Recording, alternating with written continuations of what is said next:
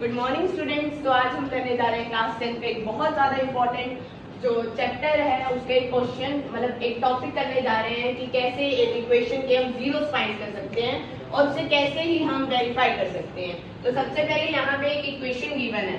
सबसे पहले तो हमें यही पता होना चाहिए कि इक्वेशन होती क्या है। इक्वेशन जो है, इक्वेशन की जो जनरल टर्म होती है वो होती है ax² + bx + c। इसका मतलब क्या है कि यहाँ पर मान लो कोई भी इक्वेशन है, मान लो ये इक्वेशन गिवन है आपको, तो यहाँ पर क्या होगा, यहाँ पर ये जो है ये c होगा, मतलब कांस्टेंट टर्म होगी।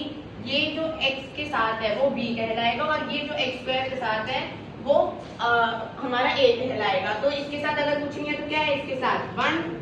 तो अब हम इस क्वेश्चन को फटाफट से सॉल्व करेंगे। तो हमने क्या करना है, इसका जीरोस फाइंड करना है। जीरोस फाइंड करने का मतलब क्या होता है? जीरोस फाइंड करने का मतलब होता है कि हमने कुछ ऐसे नंबर्स फाइंड करने हैं जिसमें ये होल इक्वेशन जीरो हो जाए। ठीक है, अब हम क्या करेंगे, सबसे पहले तो हमें मेथड पता होना चाहिए। तो हम करेंगे आज इसे फैक्टराइजेशन मेथड से। फैक्टराइजेशन हमने बचपन में पढ़ा था कि किसी के प्राइम फैक्टर निकालना है उसकी फैक्टराइजेशन कहलाती है। बट हम क्या करेंगे, इस साथ हम जो है इक्वेशन में जो है इसे सॉल्व करके देखेंगे कि इक्वेशन में इसे कैसे किया जाता है। सबसे पहले हम यहाँ पर रफवर्क बनाएंगे जिससे हमारे गलतियों के चांसेस बहुत ज्यादा कम हो जाएंगे। तो आइए सबसे पहले तो हम यहाँ पे लिखेंगे a क्या है, b क्या है और c क्या है। अभी भी मैंने बताया था कि a क्या है, a किसे कहते हैं और b किसे कहते हैं और c किसे कहते हैं। चलो अब आप बताओ कि a किसे कहेंगे। a क्या है यहाँ पर, b क्या है एंड c क्या है। ठीक है, इतना समझ आ गया। अब हम फैक्टराइजेशन में करेंगे क्या, जो मिडिल टर्म है ना इसे स्प्लिट करके दो टर्म्स बना देंगे जिससे हम आगे इसके जीरोस फाइंड कर पाए। तो हम क्या करेंगे, यहाँ पर सबसे पहले तो हम रफ वर्क में क्या करेंगे, a को c से मल्टीप्लाई कर देंगे, मतलब 1 को 35 से मल्टीप्लाई कर देंगे और क्या आएगा 35। अब हम इसके प्राइम फैक्टराइजेशन कर देंगे, क्या होगा 5 then 7 और 1। क्या है इसके फैक्टर्स 5 और 7। अब हम क्या करेंगे, ये जो इनके फैक्टर प्राइम फैक्टर आए हैं इनसे हम प्लस या माइनस करके जो ये मिडिल टर्म है इसको बनाएंगे। और याद रखना, जब भी हम इसे मल्टीप्लाई करेंगे तो सेम डिजिट आएगा of the same sign, sign भी अलग नहीं आना चाहिए और जो मल्टीप्लाई करके नंबर आएगा वो भी सेम आएगा। अब सबसे पहले हमें 12 बनाना है। क्या हम 5 को 7 से प्लस करके 12 बना सकते हैं? यस। तो हम कर देंगे 5 + 7 = 12। अब हम इसको मल्टीप्लाई करके क्या AC की वैल्यू जो हमने ऊपर निकाली थी वो बना सकते हैं? हाँ बना सकते हैं। 5 × 7 = 35। अब क्या करेंगे, हम यहाँ पर इसको स्प्लिट कर देंगे। स्प्लिट करने का मतलब इसे दो हिस्सों में तोड़ देंगे।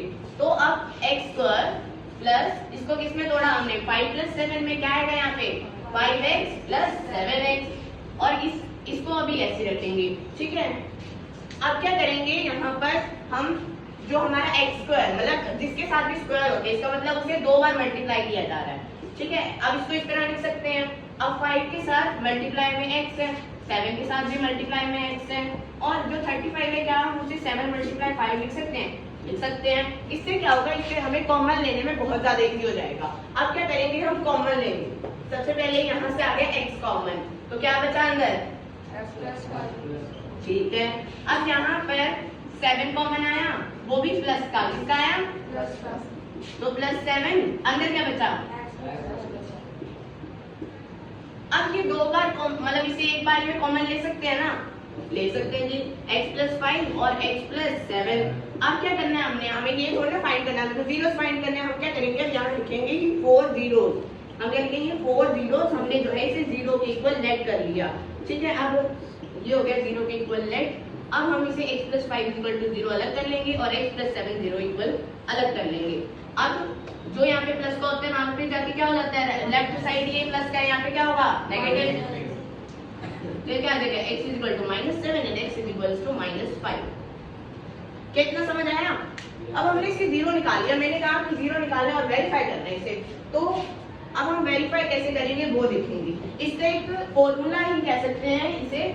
तो हम क्या करेंगे, सबसे पहले तो हमें ये पता होना चाहिए कि जो हमने जीरोस निकाले उन्हें कहते क्या है साइंटिफिक लैंग्वेज में। तो इसे क्या कहते हैं, इसे कहते हैं हम अल्फा। फर्स्ट 0 को हम कहते हैं अल्फा और सेकंड 0 को हम कहते हैं बीटा। अब फर्स्ट जीरो ये आई, सेकंड जीरो ये आई। अब क्या करेंगे, इसमें वेरिफिकेशन का फॉर्मूला लगा देंगे। वेरिफिकेशन का फॉर्मूला बहुत ज्यादा इजी है, क्या है, sum is equals to minus b by and product is equals to c by. अब ये सम और प्रोडक्ट कैसे निकलेगा, सम कैसे निकलेगा, अल्फा प्लस बीटा, और प्रोडक्ट कैसे निकलेगा, अल्फा इनटू बीटा।